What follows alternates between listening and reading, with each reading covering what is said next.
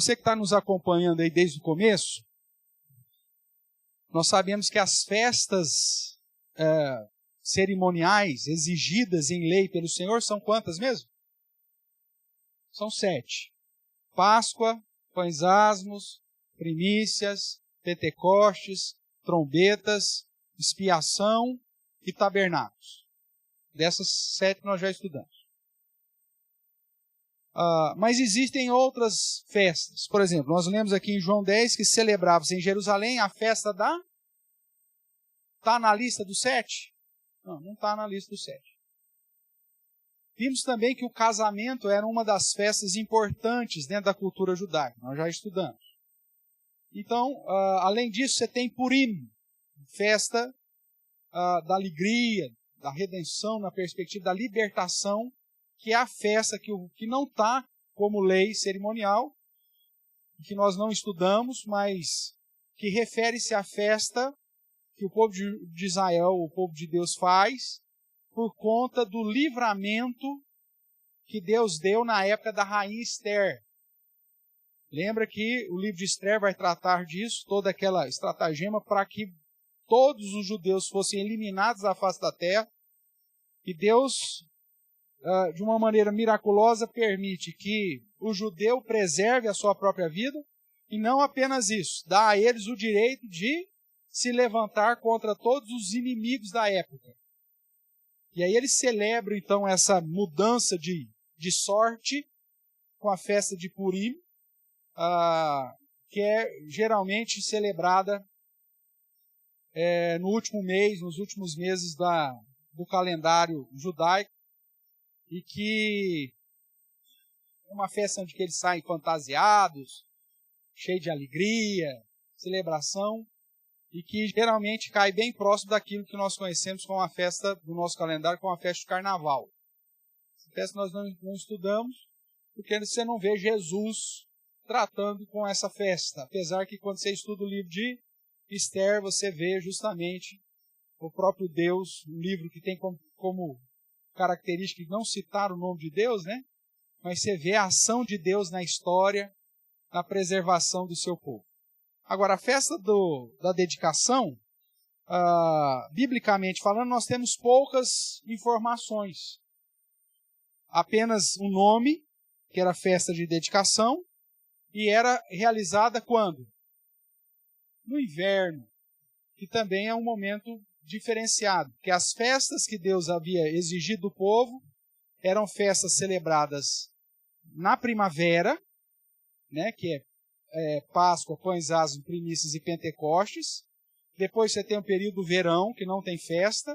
E no início do outono, você tem, então, as festas de outono, que é trombetas, expiação e tabernáculos. E aí, no inverno, não tem festa também. Pelo menos cerimonial. Mas nós vemos que o povo de judeus celebrava a festa da dedicação, ou a festa da consagração, no período do inverno. Nós vamos ver por quê que eles celebravam isso. E era no inverno, e o texto diz que Jesus estava lá em Jerusalém quando da celebração dessa festa. E ele estava justamente na onde? Passeando na onde? No templo, onde celebrava isso de uma maneira muito mais forte, porque todo o milagre que apontou para a festa da consagração aconteceu no templo, em especial no pórtico de Salomão, que também é dito aqui, onde Jesus estava. Então isso nos conduz a entender que Jesus participou dessa festa, e que havia, portanto, uma relação dessa festa com a pessoa de Jesus. Essa festa é conhecida como a festa de Hanukkah, ou Chanukkah, né, dependendo da transliteração, que é a festa da dedicação, como foi traduzida aqui em João 10, 22, ou a festa de consagração, ou da consagração. Ela, como acontece no inverno, então ela é sempre próxima daquilo que nós celebramos aqui no hemisfério sul. É verão, né? Mas hemisfério norte, inverno, que é a festa do Natal. E nós vamos ver se tem alguma relação dessas festas. Historicamente falando, o Natal cristão, ele foi, de certa forma, determinado já num contexto de igreja católica, né? O imperador Constantino, que provavelmente determina a celebração considerando o solstício, né, de inverno, apontando lá para o Deus Sol como a festa, né, da luz, da vitória da luz sobre as trevas. Porque no solstício do inverno você tem justamente isso. As noites mais longas, os dias mais curtos, até que num determinado momento, esse aparente avanço das trevas cessa, e a partir daquele momento, os dias começam a se tornar mais longos. Então, a vitória da luz sobre as trevas. Só que, historicamente, então as pessoas falam, então veio uma influência pagã, dentro de um contexto já da igreja, da onde culminaria a igreja católica apostólica, romana. Então, nós precisamos desprezar isso totalmente. Mas antes de Constantino se converter, por volta lá do ano 310, e muito antes de Constantino determinar a celebração, né, do Natal como se fosse o nascimento de Jesus, os judeus cristãos já celebravam o Hanukkah com o entendimento de que apontava para Jesus como sendo a luz do mundo, como sendo a chegada da luz, como sendo a consagração do templo. Pois Jesus mesmo diz isso, que ele consagraria o templo. Em 3 dias ele derribaria e restauraria o templo de Israel. Obviamente que ele não estava falando disso de modo literal, tratando do templo, né, o segundo templo construído, que depois viria a ser destruído definitivamente no ano 70, mas estava falando a respeito desse novo templo, né, inaugurado com a sua morte e ressurreição depois de 3 dias, onde nós, em todo lugar do mundo, em qualquer momento, em qualquer hora, em qualquer contexto, podemos ter acesso ao Pai para adorá-lo. Então, todos esses elementos de consagração do templo, da chegada da luz, que está relacionado com a festa da consagração, ou a festa da dedicação, os primeiros cristãos, que eram judeus convertidos ao cristianismo, eles já celebravam muito tempo antes, né, de Constantino determinar essa data. E a festa de Hanukkah sempre vai cair próximo, né? Inclusive há alguns momentos, porque o calendário judaico é diferente do nosso, que a festa de Hanukkah vai cair exatamente no período das festividades que nós, por influência inclusive católica, colocamos no nosso calendário como sendo um momento para celebrar a encarnação e o nascimento de Jesus, né? Mas eu me inclino a entender a celebração do Natal muito mais por influência, ou inicialmente influenciada pela festa da dedicação. E nós vamos ver algumas questões relacionadas a ela. Então, tratando aí do Hanukkah, que é chamado também de tempo de milagres, né, porque o contexto inicial da festa se deu numa ação miraculosa de Deus, nós vemos que essa festa do tempo dos milagres, como lemos aqui em João, foi celebrada por Jesus. Jesus estava participando das festividades lá. Ela é chamada da festa das luzes. Por quê? Justamente por conta das velas, né? Por conta aí desse candelabro especial. Você sabe que no templo, quando Deus manda construir o tabernáculo e depois o templo, um dos utensílios do templo era justamente a menorá, aquele candelabro que deveria manter lá fogo constantemente. E esse candelabro, ele tinha quantas pontas?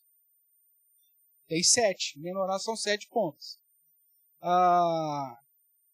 E o problema é que esse candelabro de Hanukkah, ele tem 9. Né? Você contar lá, conta lá as velinhas lá, nessa imagem que está projetada. São 9. Mas por que 9? Por conta de toda a história que conduziu aí o início da festa da dedicação, da consagração, ou do tempo dos milagres, ou da festa das luzes, como o judeu chama, que nós vamos ver daqui a pouquinho. Então, essa festa, o início dela, se dá no chamado período intertestamental. Pastor, que palavrão é essa?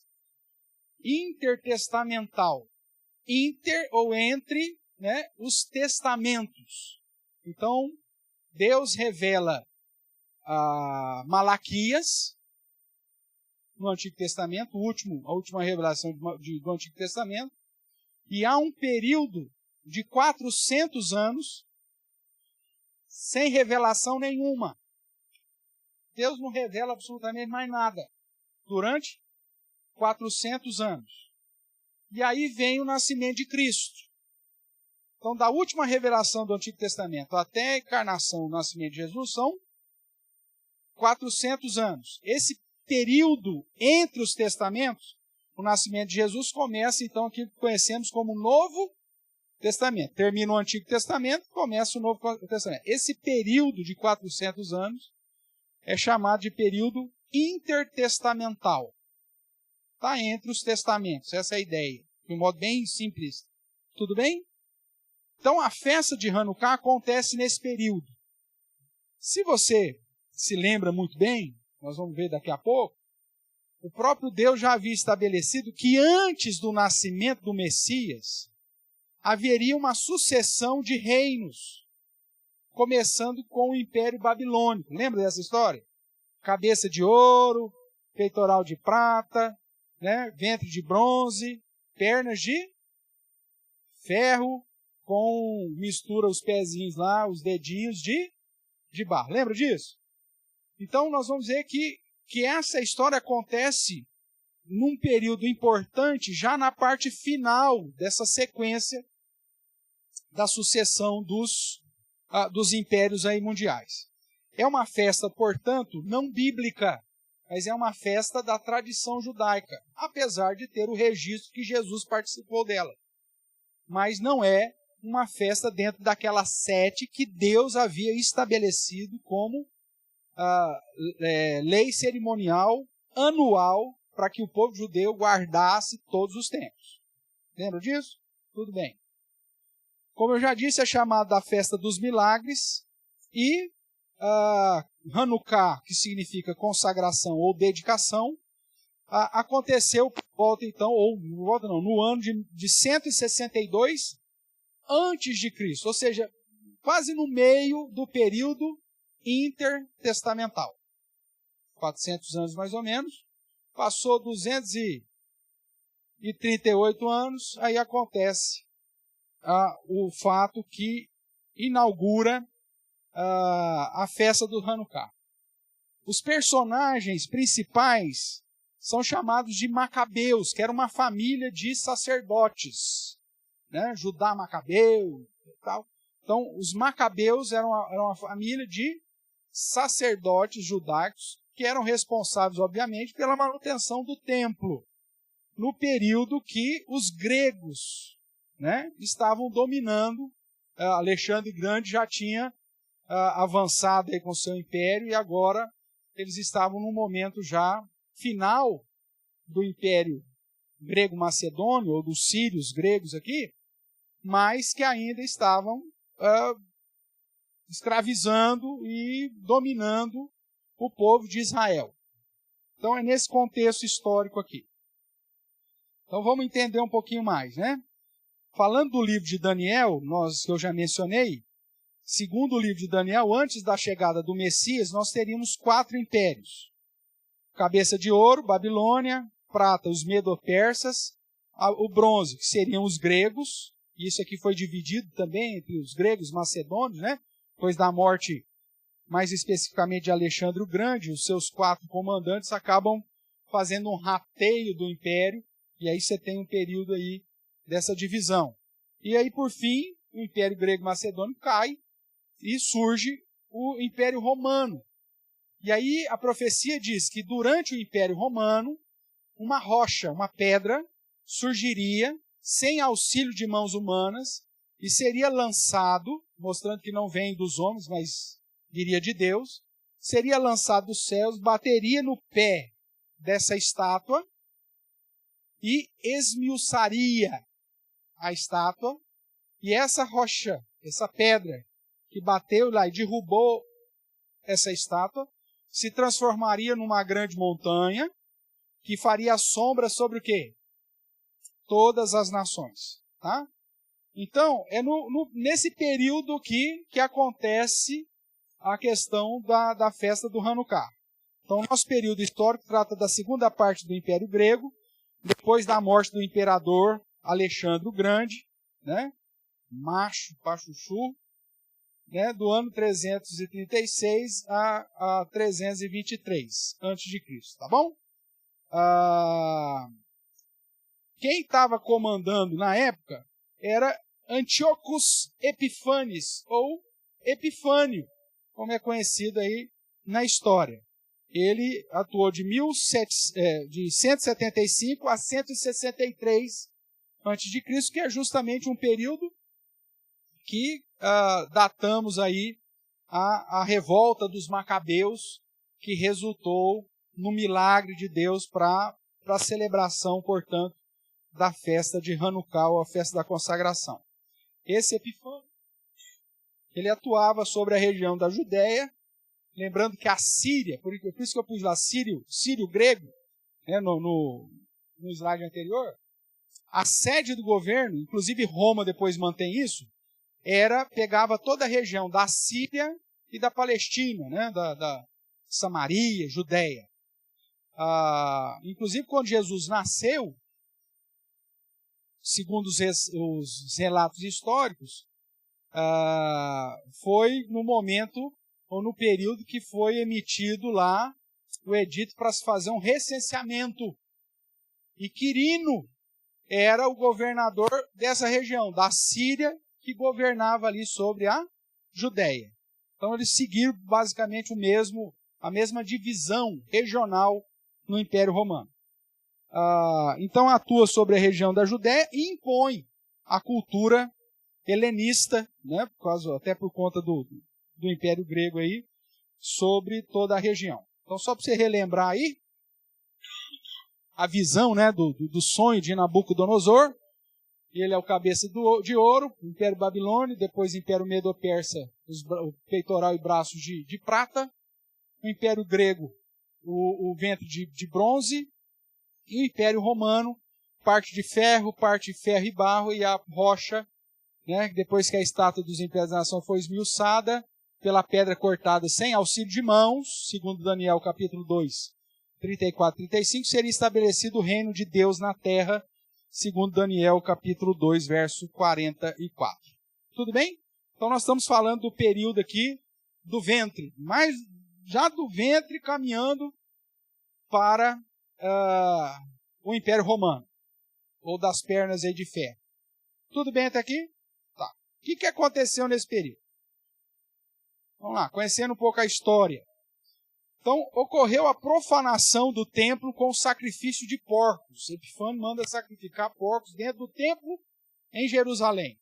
Você sabe muito bem que para o judeu, o porco é considerado um animal fofinho, não? Imundo, né? Imundo. E aí, o império, justamente já para chegar com os dois peitos dois pés no peito do judeu, né? Já vai lá e pega o animal que era considerado impuro e sacrifica sobre a mesa do altar. Olha que coisa maravilhosa. Os judeus ficaram muito felizes. O que você acha? Não, os judeus falaram, não, isso não é possível, não existe isso. E aí, então, um grupo de sacerdotes, os chamados Macabeus, né, liderado pelo pai lá, o Mateus, ou o Martelo, e depois por Judá, acaba se levantando para expulsar os gregos e consagrar o templo novamente. Então, sob coação, Matiti Ahu Ha-Macabe, ou Mateus, o martelo macabeu, da família sacerdotal, começa uma revolta pela libertação de Jerusalém e do próprio Israel. Depois da sua morte, o seu filho Yehudá ha-Macabi, ou seja, Judá o Macabeu, assume o controle dessa revolta, que na verdade não é revolta na perspectiva histórica, mas é o levante do povo de Israel para restabelecer, né, a hegemonia e a liberdade de culto. E aí, então, ele assume o controle da revolta e dá vitória aos macabeus. Isso nesse período de 165 a 162, conforme a história aí vai apontar. No dia 25 de Quisleu, que é justamente o período judaico, do calendário judaico, que refere-se a novembro e dezembro, né, e a data 25 aqui já é um negócio emblemático, até para entender por que 25 de dezembro, se o solstício é no dia 22. Se a influência do Natal fosse mais sobre o solstício, qual que deveria ser o dia de Natal? Quando que muda? Quando que sai, para nós aqui, começa o verão? Não é dia 22 de dezembro? Por que começa o verão dia 22 de dezembro? Você que está desde o começo aí, estudou um pouco de solstício, equinócio e tudo mais comigo aí. Porque é justamente no dia 22 de dezembro que você tem, então, esse momento do movimento da Terra passando pelo ponto mais longe do Sol, que é o solstício. E ali, então, no contexto do hemisfério norte, os dias começam a prevalecer sobre as noites, e no nosso caso aqui, a partir daí vem o verão, caminhando para o inverno, então a noite começa a prevalecer, porque nós estamos no hemisfério sul. Mas veja, é no dia 22. Então, se a influência fosse o Deus Sol, a ideia do solstício como determinante para a celebração do Natal, muito provavelmente nós celebraremos isso no dia 22. Agora, em relação a Hanukkah, você tem o dia emblemático, que é o dia 25 desse mês. É lógico que, como você sabe, o calendário judaico é lunisolar, de 30 dias, então, por isso há uma variação. Tem períodos que esse mês começa nos meados de novembro, né? E vai até final de dezembro. Então há essa variação. Mas então, nesse dia 25 do ano de 162 antes de Cristo, eles realizaram então a dedicação do templo, a consagração do templo. Por isso chamado festa da dedicação. Só que houve um porém. Para consagrar o templo, a própria lei determina lá uma série de situações que você tem que ter para consagrar o templo. Inclusive, um parênteses aqui, um judeu que está lá, né, na expectativa de construir, ele já tem tudo pronto para construir o terceiro templo, constrói o terceiro templo assim, piscar de olhos. Já tem tudo pronto, os materiais, os utensílios do templo já estão todos prontos, tudo de ouro, tudo isso aqui, tudo lá guardadinho. E eles, inclusive, mantêm uma fazenda de bezerros ou de novilhos vermelhos. Não pode ter um fio branco, irmãos. Porque é a exigência da lei que na consagração do templo você sacrifique um novilho, um bezerro vermelho, que não pode ter nenhum defeito e que não pode ter um pelo branco. Então eles, obviamente, né, até com mudança genética, não sei o quê, eles têm lá uma criação desse tipo de gado vermelho para sempre ter bezerros ou novilhos preparados, porque na hora que acontecer, segundo a previsão deles, de construir o terceiro templo, eles já estão com tudo preparado, inclusive o sumo sacerdote já está nomeado, para que aconteça, se acontecer isso, eles já estejam todos prontos para fazer a bendita consagração. Hoje, na época de Judá Macabeu, eles estavam em guerra. Eles estavam em opressão do império. Então eles não tinham toda essa capacidade, essa tecnologia e nem muito menos condições financeiras para ir. Então, quando foram fazer a consagração, mesmo que tinha lá todas as outras coisas, eles não tinham o óleo consagrado para acender a menorá, que é aquela de 7 pontas. Eles tinham óleo para apenas um dia. E demorava mais 7 dias, segundo a lei, para ter o óleo consagrado. Podia ir lá e falar assim, vai lá na venda do seu Joaquim lá e compra lá o azeite. Não. Tinha que passar por um processo de consagração ao serviço do templo. E isso demorava, no mínimo, 7 dias. Aí o que os caras fizeram? Gente, nós só temos óleo para um dia. O que nós vamos fazer? Vamos pôr para queimar e ver o que acontece. E vamos preparar o óleo daqui 7 dias, nós ver o que vai acontecer. E aí, com aquele óleo que era suficiente para queimar em apenas um dia, milagrosamente, o fogo na menorá, no candelabro, ficou queimando por mais 8 dias, ao ponto de eles terem terminado a consagração de 7 dias e aí já ter suprimento para continuar manter o fogo que tinha que ficar 24 horas por dia no templo. Né? Outro parênteses aqui. Como a Igreja Católica ela usa toda a questão arquitetônica e litúrgica baseada no templo, é por isso que quando você entra lá na Igreja Católica, lá tem uma luzinha acesa lá, um negocinho vermelhinho lá. Antigamente era a vela mesmo. Eu cheguei quando era criança, moleque, criança pequena lá em Barretos, né, católico. Eu lembro que tinha lá um sacristão responsável só por trocar a bendita vela. Hoje em dia, obviamente, é tudo na energia, né? Então é uma lâmpada, e muito provavelmente uma lâmpada com bateria, porque não pode apagar. Da mesma forma que o menorá no templo, no tabernáculo, no templo apontava para a presença de Deus constante, aquela luzinha lá no altar católico simboliza que Deus, na visão deles, que Deus está presente. Se chegou na Igreja Católica, está apagado, pode ir embora, porque Deus não está lá. Essa é a visão católica. Tudo bem? E o lugarzinho lá, que representa o Santo dos Santos, aquela janelinha dourada, né? Alguns lugares é de ouro mesmo, onde ele guarda a hóstia, a exemplo, simboliza o Santo dos Santos e simboliza a Arca da Aliança, que ficava o maná. Lembra? E a lei.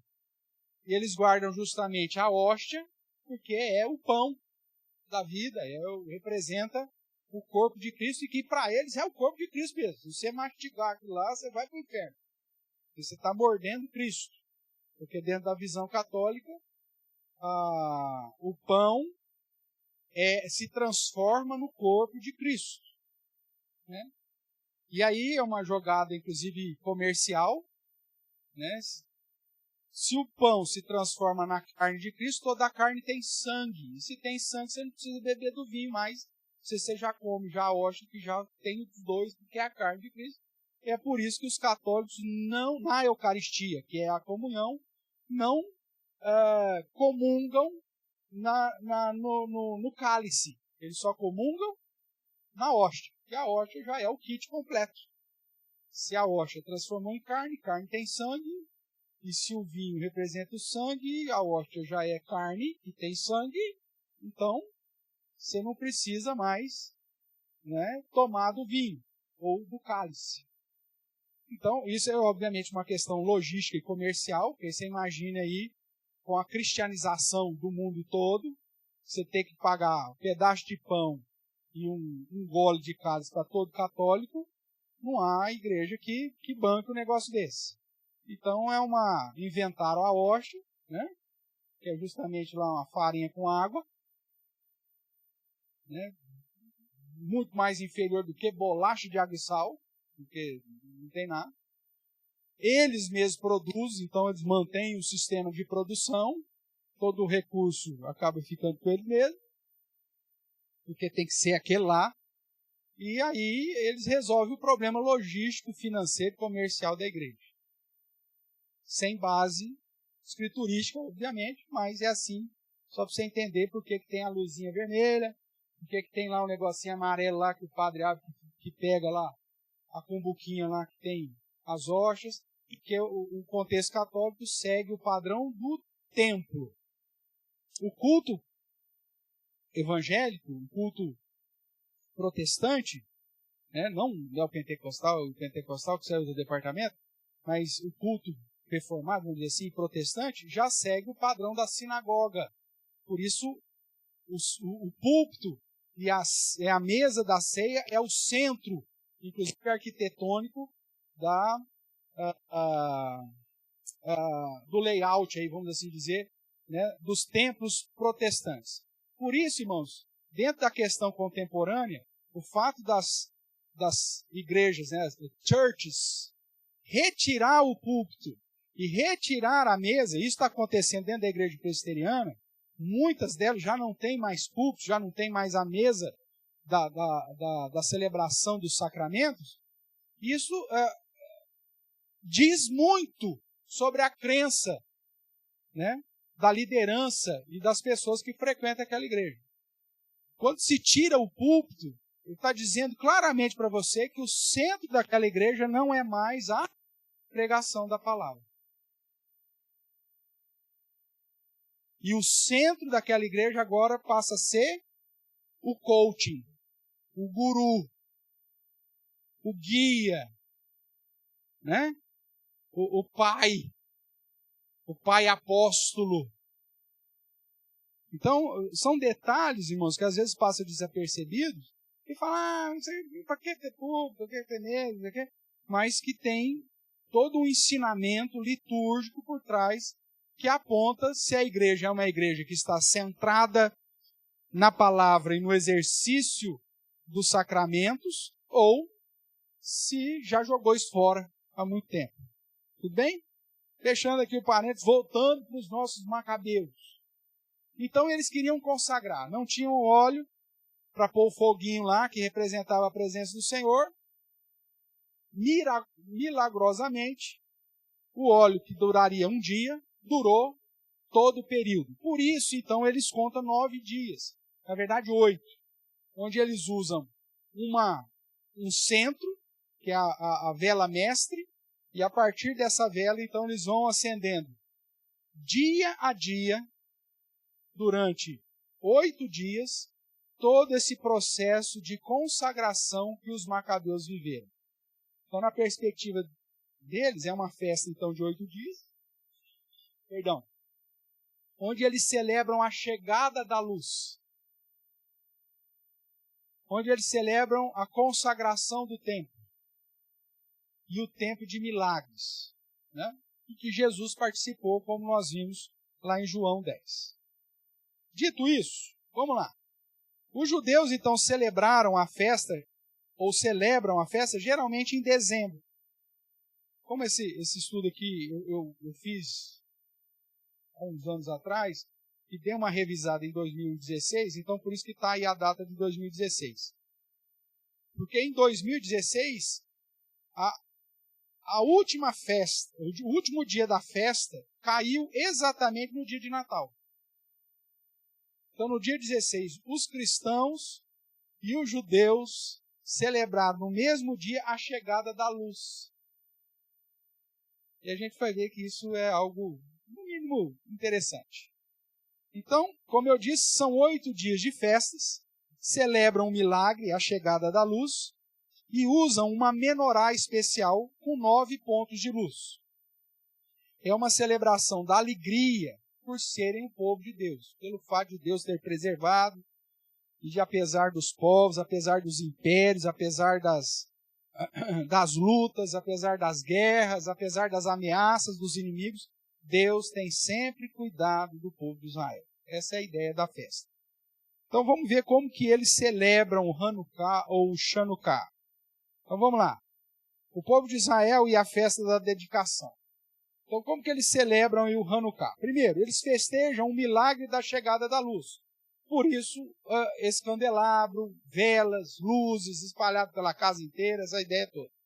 Como vimos, é uma festa de inverno ou no inverno. O candelabro iluminado é a característica. Inclusive, em algumas comunidades onde você tem um grupo grande de judeus, eles colocam esses candelabros na frente das casas ou na frente dos vitrais da casa, para que todo mundo que passe saiba que ali está sendo celebrado a festa das luzes, a festa da dedicação. E dependendo do lugar, eles vão para a praça local e colocam lá um baita de um candelabro e vão celebrando isso dia a dia lá em comunidade. Então são 8 dias de festas, onde nesses 8 dias eles têm brincadeiras, é festa de alegria. Deus nos deu a vitória, consagramos de novo o templo que havia sido profanado. Deus consagrou de um modo miraculoso. Nós só tínhamos azeite para um dia. E a vela queimou 8 dias. Então, é festa de alegria, com jogos, troca de presentes, fartura e, obviamente, dedicação, consagração, momento de dedicação a Deus. Mas veja, irmãos, que muitas das práticas que você vê comum dentro da cultura judaica são práticas comuns naquilo que nós celebramos hoje, aquilo que nós chamamos da celebração de Natal. Essa questão de fartura, ter muita comida, essa questão de troca de presentes, né? São características que até mesmo na nossa cultura nós implementamos naquilo que a gente chama hoje de celebração do Natal, uma vez que nós sabemos que Jesus de fato não nasceu no dia 25 de dezembro, é importante dizer isso. Nós celebramos isso por uma convenção, não por convicção, mesmo porque é muito provável que Jesus não tenha nascido no dia 25 de dezembro, tão somente porque é inverno. Né? E seria muito complicado para o Império Romano determinar um recenseamento no período do inverno, porque no período do inverno os reis não saíam nem para as guerras, quanto mais fazer o povo sair de cidade em cidade para fazer um recenseamento. Então, só por esse dado histórico, a gente descarta o período de dezembro como sendo uma possível data do nascimento de Jesus. Mas temos isso por convicção. Mas por convenção, nós também celebramos, né, o fato histórico que Jesus um dia se encarnou e nasceu nesse mundo, né? E nasceu, conforme as Escrituras dizem, nas terras judaicas, na Judéia. Tá bom? Então vamos lá. Aqui nós temos uma série de fotos aí. Está um pouco escuro aqui. Se o Samuel depois lá na transmissão quiser abrir a tela inteira aí, Samuel. Você tem aqui uma família mais ortodoxa. Veja que é uma festa que inclui as crianças. E eles têm os rituais de consagração, mas aqui você tem então primeiro, no meio lá, a vela mestre, que eles chamam, e a partir dessa vela, então, eles vão acendendo dia a dia, todo dia, né, próximo do pôr do sol, eles vão acendendo para mostrar a ideia da chegada da luz, ou a chegada do milagre. Aqui nessa foto, eles estão no primeiro dia. A segunda foto aí que eu pus é um candelabro especial de Hanukkah, colocado justamente na frente da casa, né, no vitral, para que as pessoas passem e vejam.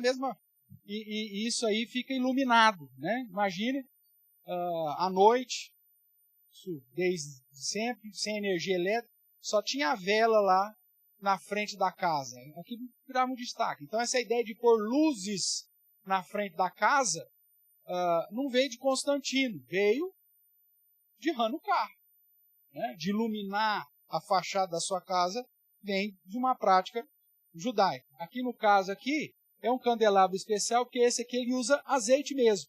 Não sei se na foto aí dá para você observar, mas na mestre a primeira já está com o líquido lá amarelo, porque era e o litro de azeite do lado aí, tal. E embaixo, decorando o pé da menorá, você tem moedas de chocolate, né, que eles presenteiam às crianças. Né? Então, é uma festa que você presenteia em especial às crianças. Não sei por que o Natal também a gente faz isso. Tá? Uma outra foto aí, já com o menorá completa, né? As 9 velas acesas, né? Dos 8 dias e mais a mestre. Então, aí já o judeu, a estrela de Davi, né? Que é um símbolo do povo judeu. E outras características aí nessa festa, então, são as guloseimas, os doces, né? Os sonhos, onde vem todos aqueles doces natalinos que a gente tem, né? A questão de jogos, eles têm aí a questão desse purim-purim aí, né? O joguinho, e moedas de chocolate, que é um dos presentes que eles dão às crianças. Então, essa é a característica aí. Tudo bem até agora? Tranquilo? Então, será que existe uma relação, então, do Hanukkah com o Natal? Né? Veja que essa menorá aqui ela é interessante. Ela é em formato de árvore, de uma oliveira. Né? Então, no formato de oliveira, você tem as 9 bases para colocar aí as velas que são acesas aí na sequência de 8 dias. Inclusive aqui eu tenho um gifzinho, uma imagenzinha aí, que é um menorá de Hanukkah, só que lembra o que para você? Um pinheiro. Né? Então, se contar, são 9. Tem 10 essa? É isso, tem mais, né? 1, 2, 3, 4, 5, 6, 7, 8, não, são 9. Que é um menorá de Hanukkah, só que no formato que para a gente aponta muito mais para uma árvore de Natal. Então vamos ver se há uma relação aí. Primeiro, é a festa das luzes, né? Vamos voltar aqui, ó, na sequência ali. Luzes. Tem no Natal? Tem. Enfeitar a fachada da casa com luzes. Tem disso? Tem. Tem vela? Tem. A gente não usa muito porque é protestante, né? Mas os luteranos gostam muito disso. Até hoje eles usam as velas aí no período de Natal. Tem brincadeira? Tem. Casa com criança? Brincadeira. Fartura? Todo mundo faz jejum na época de Natal. Você conhece alguém que fica em jejum na época de Natal? Não? Eu também não. Né? Presente para as crianças. Doces. Né? E celebramos aí a chegada da luz? Sim, Jesus é a luz do mundo. Então, na minha perspectiva histórica, o nosso Natal, mesmo que venha por influência católica, da convenção católica, do solstício, do Deus Sol e tudo mais, porque o católico, o romano, ele queria acabar com a tradição judaica, você não pode esquecer disso. Essa festa da dedicação já era celebrada muito antes de Constantino, com elementos que os judeus que se tornaram cristãos, muito provavelmente pela tradição, manteve. E eu acredito que Constantino, como um grande político que era, né, governista, ele acabou aproveitando a situação, que era algo que alguns cristãos já faziam, por influência do Hanukkah, e aí só deu mais uma tacada lá para tentar tirar, que era o objetivo da Igreja Católica, toda e qualquer influência da tradição judaica do cristianismo. E isso foi um problema para nós. Porque quando você se distancia da tradição judaica, você se distancia de muitos detalhes do contexto judaico, lembrando que Jesus nasceu judeu, os apóstolos o eram e viveram lá. Com esse distanciamento e com essa postura antissemita, né, do que o católico tinha, a gente perde muitas expressões idiomáticas, né, muitas questões emblemáticas da tradição judaica, que nos auxilia, como nós estudamos aqui na sequência dessas festas, nos auxilia, inclusive, na interpretação de algumas expressões que Jesus Cristo usa e que só faz sentido dentro da cultura judaica. Então eu só acho que houve essa mudança aí do Natal dentro da característica católica para tentar eliminar a influência da tradição judaica também na prática cristã, né?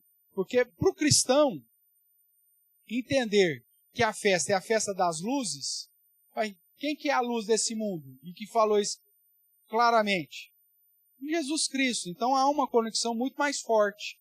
Então, muito provavelmente, esses judeus cristãos, né, messiânicos, no sentido que já haviam crido em Cristo e se transformado em cristãos, guardavam a festa do Hanukkah, mas apontando para a verdadeira luz deste mundo, que é o verdadeiro milagre desse mundo, que é o próprio Senhor Jesus Cristo. Então, vamos ver aí se tem uma relação da festa com a pessoa de Jesus. Vamos lá. Como nós sabemos, Jesus Cristo é a verdadeira luz e a verdadeira dedicação do tempo, como eu já citei no início, na introdução da nossa aula de hoje.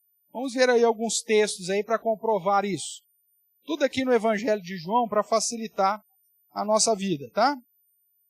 Então vamos lá, João capítulo 1, de 1 a 14, você vai ver a questão da encarnação, do verbo e tudo mais.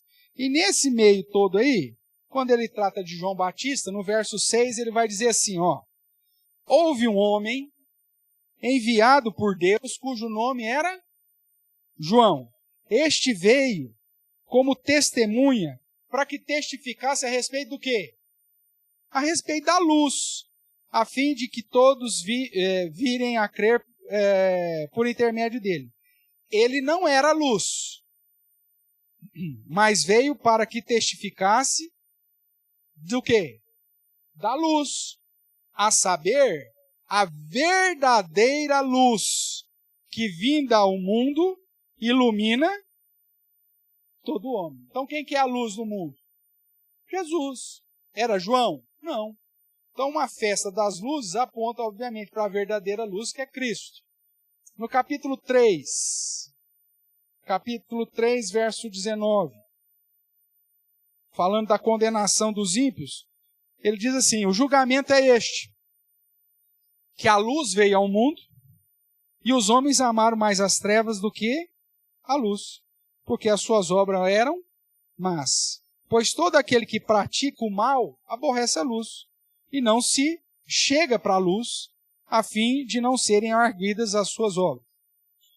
Quem pratica a verdade, aproxima-se da luz, a fim de que as suas obras sejam manifestas, porque são feitas em Deus. Então, luz aqui refere-se à vida com Deus, trevas, vida fora de Deus. Vamos lá para João 8. João 8, verso 12. Aqui na festa dos tabernáculos, né?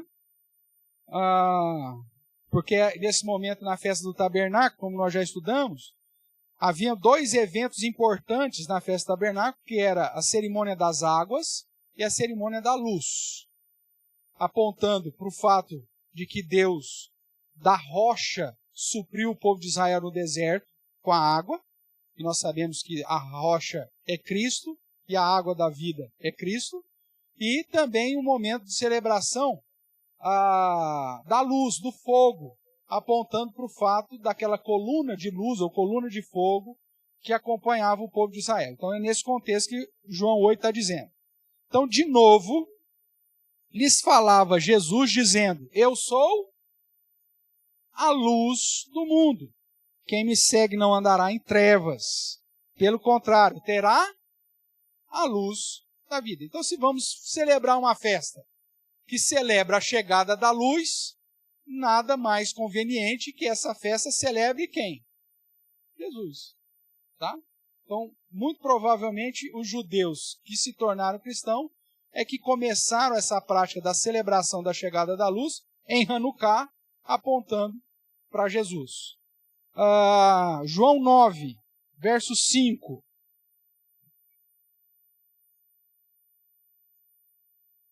Jesus dizendo, enquanto estou no mundo, eu sou o quê?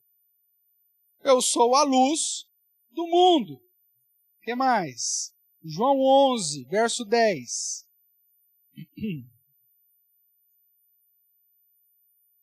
Vou ler aí do 9 ao 10.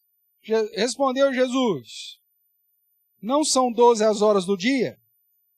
Se alguém andar no dia, não tropeça, porque vê a luz deste mundo.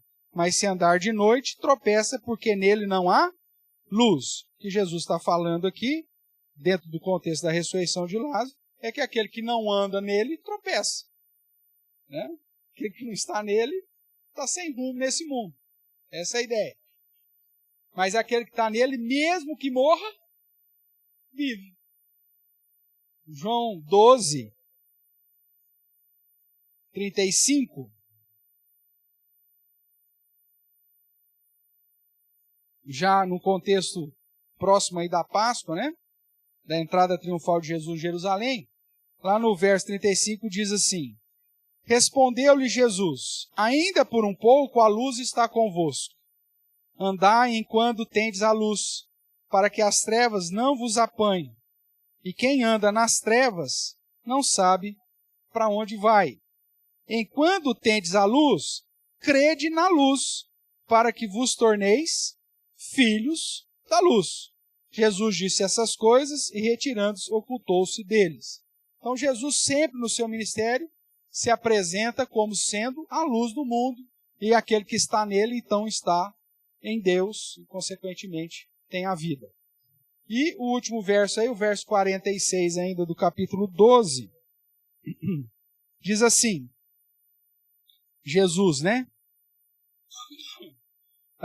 Eu vim como luz para o mundo, a fim de que todo aquele que crê em mim não permaneça nas trevas. Então, se estamos diante de uma festa que celebra a luz, irmãos, nada mais natural para o judeu cristão fazer dessa festa da dedicação, da festa das luzes, da festa do milagre, uma festa que celebra a chegada da luz, a chegada de Jesus. Então, muito provavelmente, a influência que conduziu essa convenção do dia 25 como dia da celebração da chegada da luz, de Jesus, esteja muito mais relacionada com a tradição judaica da festa da dedicação do que com aquilo que Constantino fez depois, né, de tentar acabar com a tradição judaica e usar essa mesma data para uma perspectiva da cristianização de uma festa pagã do sol. Mesmo porque há um disparate, porque o solstício, como nós já falamos, acontece alguns dias antes e não no dia 25. Tá? Agora, Jesus será que é a verdadeira dedicação do templo? Vamos ver aí alguns textos. Volte ainda aqui em João, no capítulo 2. João capítulo 2, verso 13.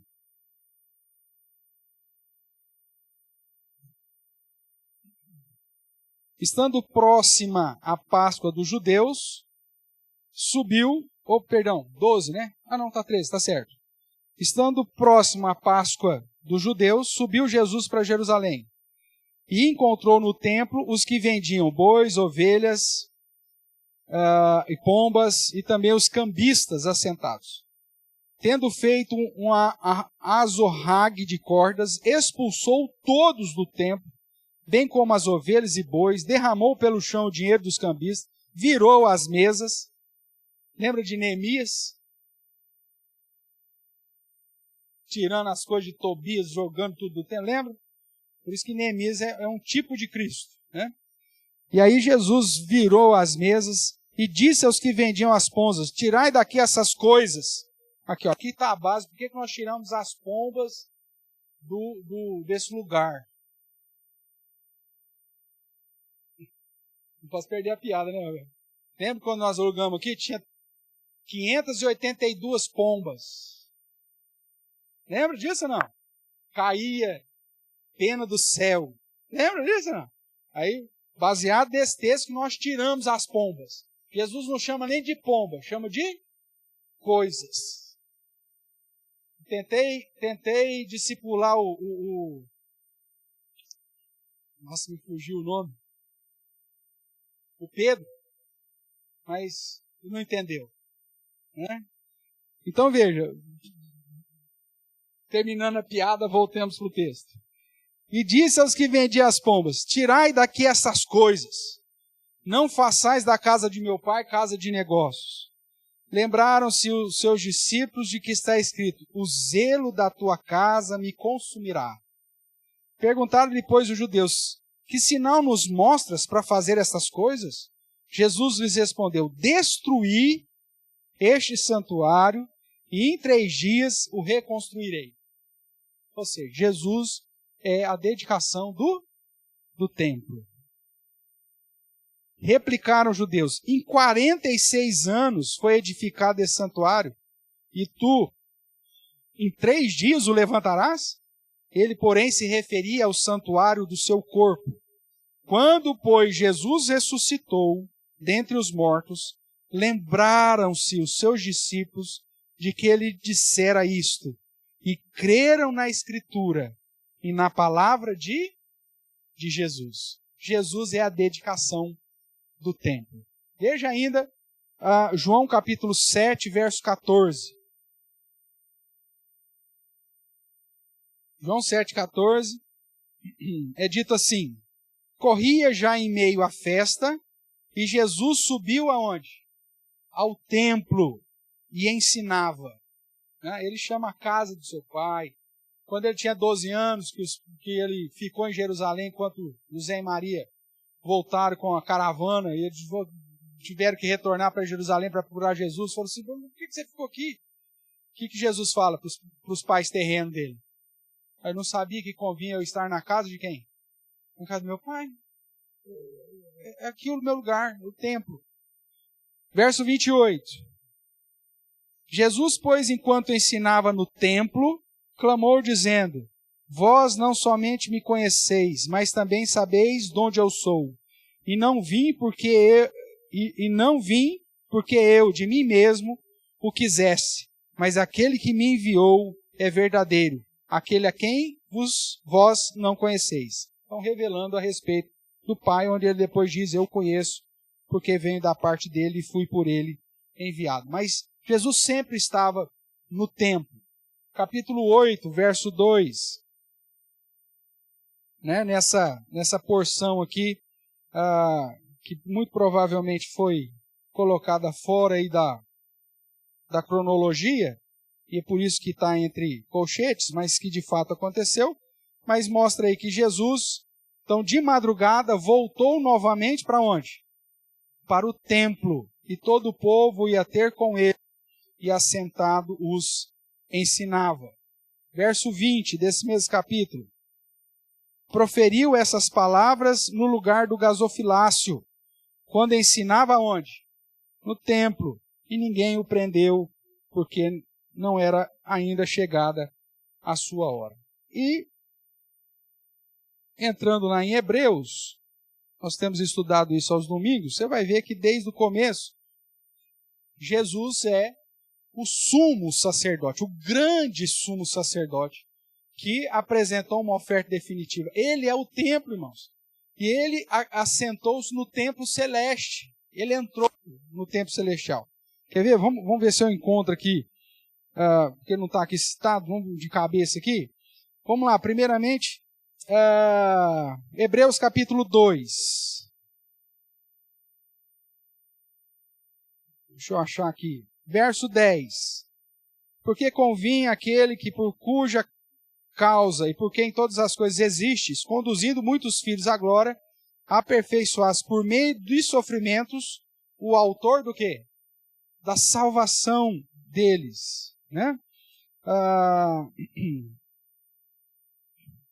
Vamos ver aqui no capítulo... Não, antes disso. No capítulo 4, vamos ver se é o 4. Isso. No verso 10 também, falando a respeito de Cristo, diz: porque esse aquele aqui é Jesus, porque aquele que entrou no descanso de Deus, também ele mesmo descansou das suas obras, como Deus das suas, dando a entender que Cristo então foi para o céu. O verso 14 do capítulo 4. Tendo, pois, a Jesus, o Filho de Deus, como o quê? Grande sumo sacerdote, que penetrou o quê? Os céus. Conservemos firme a nossa confissão, porque não temos sumo sacerdote que não possa compadecer das nossas fraquezas. Né? E, olhando agora de um modo mais específico lá, para Hebreus 10, né, tem outros versos aqui que apontam Jesus como sacerdote, o sacrifício perfeito, eficaz, permanente, mas de um modo mais direto lá no verso 19, nós temos então que Jesus é esse acesso ao trono de Deus. Nós podemos entrar no santuário eterno de Deus através de Cristo, porque ele é o próprio templo dedicado. Ele vai dizer assim: tendo, pois, irmãos, intrepidez para entrar no Santo dos Santos, pelo sangue de Jesus, pelo novo e vivo caminho que ele nos consagrou pelo véu, isso é, pela sua carne, e tendo grande sacerdote sobre a casa de Deus, aproximemo-nos com sincero coração e plena certeza da fé, tendo o coração purificado de má consciência e lavado o corpo com água pura, guardemos firmes a confissão da esperança sem vacilar, pois quem fez a promessa é fiel. Consideremos também uns aos outros para nos estimularmos ao amor e às boas obras. Não deixemos de congregar, como é costume de alguns, antes façamos admoestações e tanto mais quando vedes que o dia se aproxima. Jesus, como a consagração, a dedicação do templo, se fez sacrifício por nós para nos dar acesso ao Pai. Veja aqui um comparativo interessante. Verso 21 diz: e tendo grande sacerdote sobre o quê? O que está escrito aí? Sobre a casa? Sobre a casa de Deus. Volte comigo para Hebreus capítulo 3. Verso 5. Ou melhor, verso 4. Pois toda casa é estabelecida por alguém, mas aquele que estabeleceu todas as coisas é Deus. E Moisés era fiel em toda a casa de Deus, como servo, para testemunho das coisas que haviam de ser anunciadas. Presta atenção agora. Cristo, porém, como filho, em sua casa, a qual casa é quem? Somos nós, se guardamos firmes até o fim a ousadia e a exultação da esperança. Então, quem que é a casa? Somos nós. E aí quando lá em Hebreus diz que ele é o grande sacerdote sobre quem? A casa de Deus.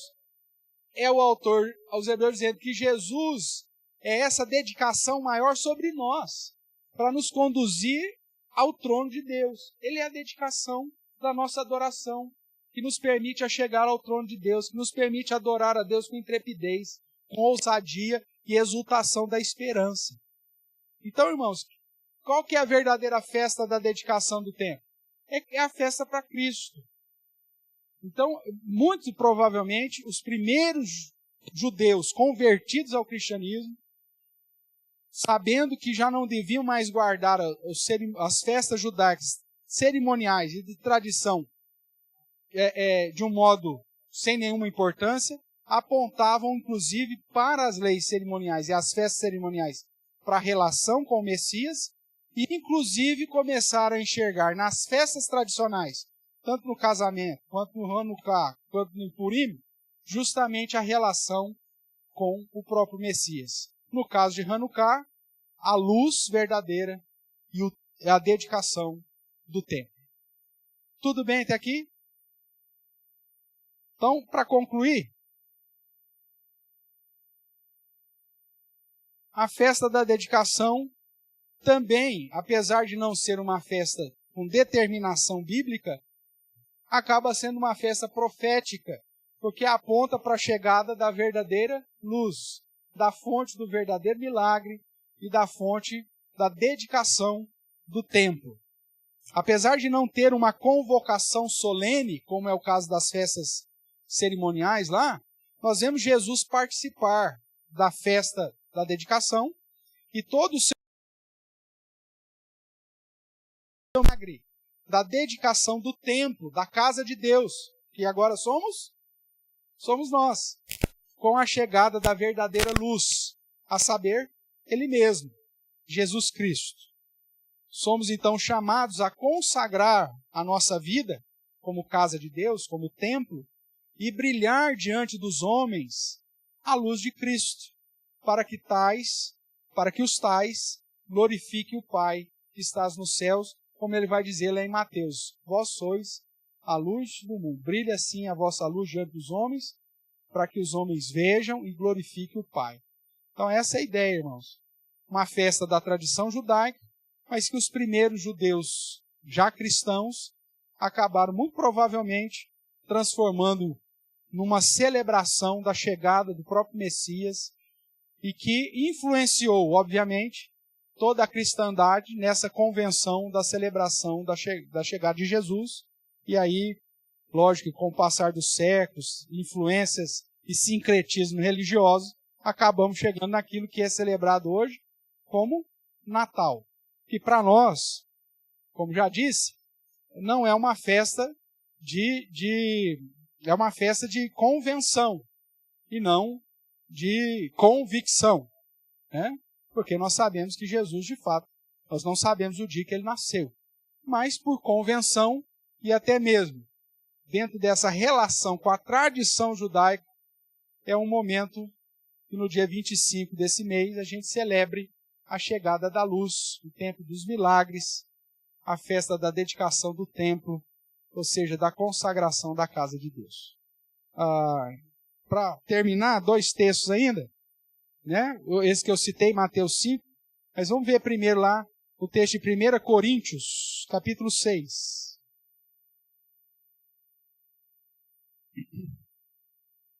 1 Coríntios, capítulo 6, versos 19 e 20.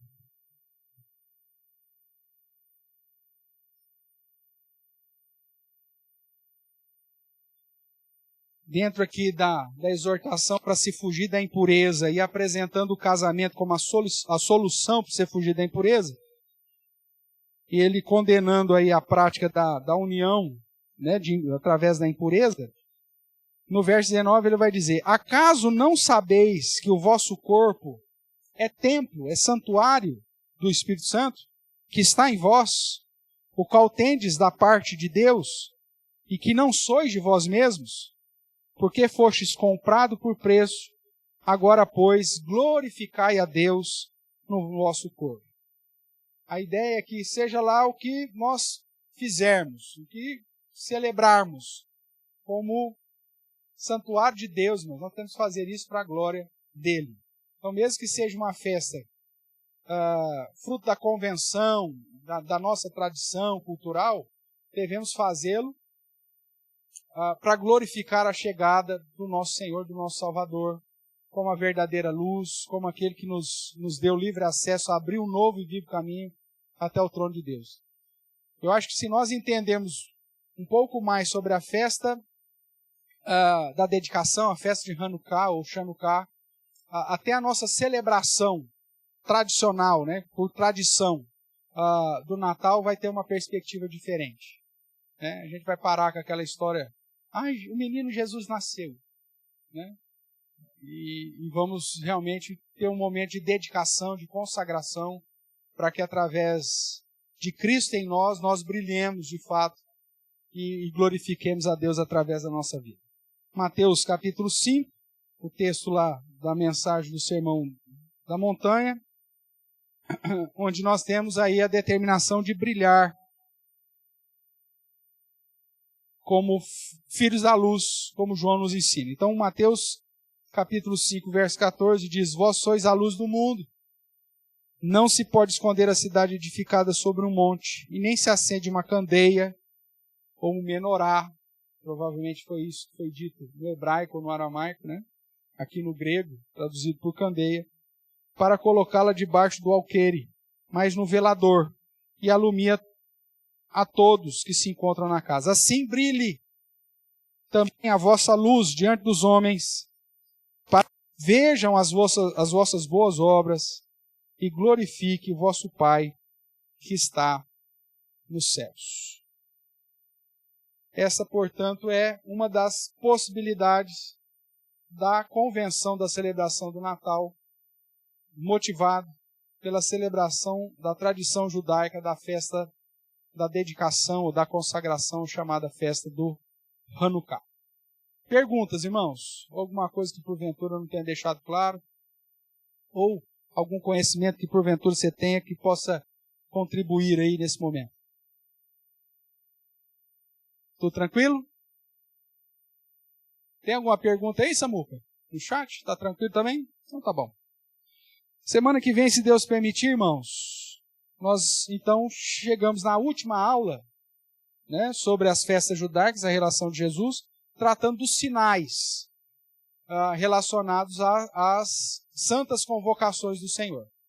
Então começamos tratando lá do sol, da lua, da criação, do objetivo da criação, e agora vamos ver no decurso da história como que os dois grandes luzeiros, em relação às festas judaicas, nas datas da festa judaica, têm se comportado e se tem, né, alguma relação com a promessa que Jesus nos deu de que haveria sinais no sol, na lua, nos céus, antes da sua volta.